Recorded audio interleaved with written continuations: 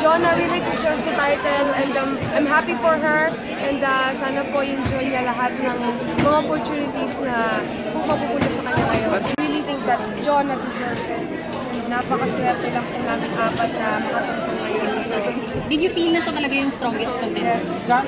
Well, all of them, but Jonah, there's something special about her, and I think that she deserves the title as much as, and Coach Shara, congratulations to her. Tinuruan niya po maayos si Jonah.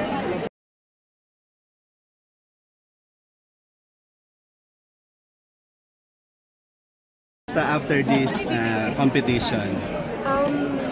Well, I feel so blessed and thankful po talaga kasi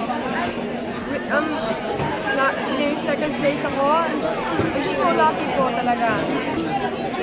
I think po, papasok po sa acting because there's a lot of offered work during the competition. And but I'm still going to focus in my music. And kaya nga po ako nag-join sa The Voice because I wanted to focus that I do music. And yun po.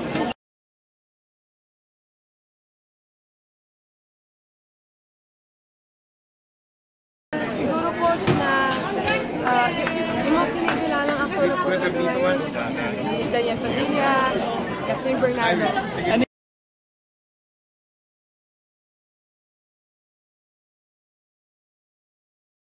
Siguro po, tibayan ko lang po kasi yun po kailangan sa showbiz.